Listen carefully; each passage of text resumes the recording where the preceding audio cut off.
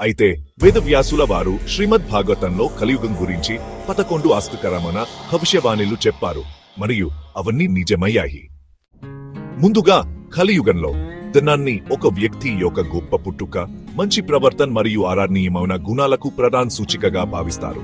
అంతేకాకుండా చట్టం మరియు న్యాయం కేవలం ఒకరి బలం ద్వారానే నిర్ణయించబడతాయి. రెండోది, సమాజం అవినీతితో నిండిపోతున్న కొద్దీ అత్యంత శక్తివంతమైన వ్యక్తులు రాజకీయ అధికారాన్ని చేజిక్కించుకుంటారు, వారి తరగతితో సంబంధం లేకుండా. మూడోది, పురుషులు తమ వృద్ధ తల్లిదండ్రులను చూసుకోవడం మానేస్తారు. ప్రజలు తీవ్రమైన వాతావరణం మరియు ప్రకృతి శక్తులతో పాటు నిరంతర కలహాలు, ఆకలి, వ్యాధులు మరియు తీవ్రమైన ఆందోళనతో చాలా బాధపడతారు. సేవకులు తమ సంపదను కోల్పోయిన యజమానులను వదిలివేస్తారు. యజమానులు మంచివారైనప్పటికీ యజమానులు తమ నమ్మకమైన కానీ ఇప్పుడు పని చేయలేని సేవకులను తొలగిస్తారు. ప్రజలు స్వల్ప మొత్తంలో డబ్బు కోసం ఒకరినొకరు చాలా ద్వేషిస్తారు, స్నేహాన్ని మర్చిపోతారు మరియు తమ సొంత బంధువులకు హాని చేస్తారు.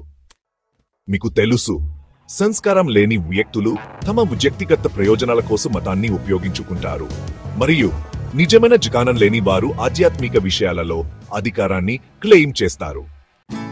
ఎనిమిదవ భవిష్యవాణి ఏమిటంటే మానవుల ఆయుర్దాయం తగ్గిపోతుంది మరియు గరిష్ట వయస్సు కేవలం 50 సంవత్సరాలు మాత్రమే ఉంటుంది.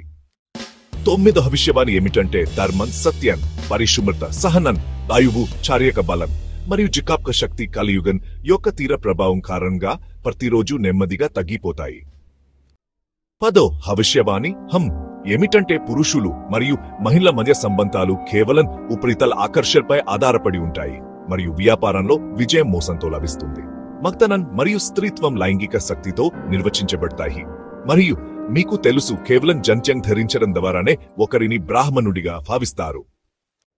11వ భవిష్యవాణిలో నగరాల్లో దొంగల పాలన ఉంటుంది చెప్పబడింది. పవిత్ర గ్రంథాలను నాస్తికులు వక్రీకరిస్తారు, రాజకీయ నాయకులు పరులను దోచుకుంటారు మరియు పూజారులు మరియు మేధావులు కేవలం తమ ఆనందం కోసం మాత్రమే పని చేస్తారు.